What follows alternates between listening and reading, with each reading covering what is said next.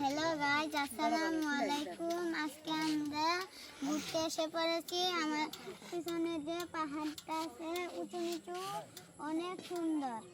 এটা জায়গাটার নাম কি বলো? পাঁচগাঁও চন্দ্রডিঙা। পাঁচগাঁও চন্দ্রডিঙা। হ্যাঁ, কেমন লাগতেছে তোমার এখানে পরিবেশটা? অনেক ভালো। ভালো লাগতেছে? যাবে ওখানে পাহাড়ে? হ্যাঁ, ওইখানে তো যাওয়া যায় না, এটা তো ইন্ডিয়া, এটা তো বাংলাদেশ, এটা তো ইন্ডিয়া। আমি যেখানে আছি এটা হচ্ছে বাংলাদেশ। আচ্ছা ইহান, হ্যাঁ বলো, কি জানি বলছিলে তুমি? হ্যালো গাইস বলো তো, হ্যালো গাইস একটু বলো। বলো হ্যালো গাইজ। হ্যাঁ বলো। না ইহান তো সুন্দর পারে, বলতে পারে, বলো। জিজ্ঞেস করতে ইয়ান, তুমি কোথায় আসছো?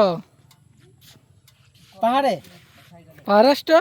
হ্যাঁ জুড়ে বলো। বলো। হ্যাঁ পাহাড়ে আসছি, বলো আসো এদিকে আসো। হ্যাঁ ইয়ান,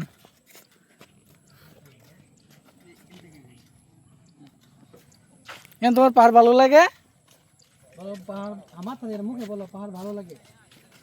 হ্যাঁ বলো। হ্যাঁ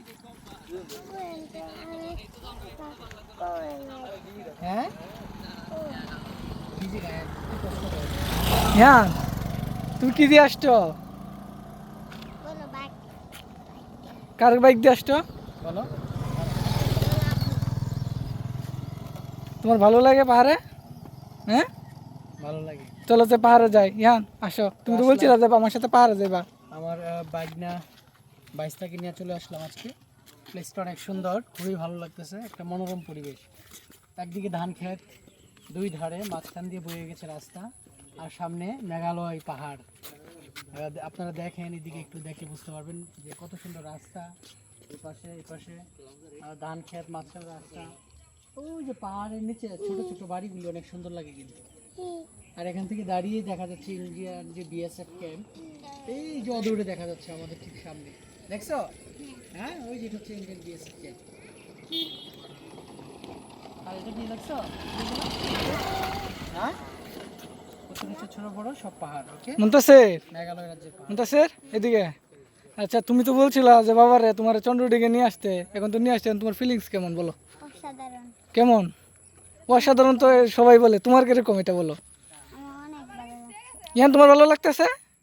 তাহলে বলো গাইস, সবাই বলেন, সবাই সাবস্ক্রাইব করবেন।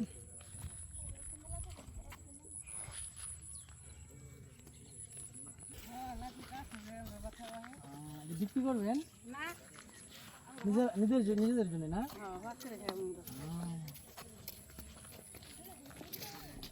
ইয়ান তুমি খালি হাঁটতেছো। সেখানে হাটে। হ্যাঁ আচ্ছা।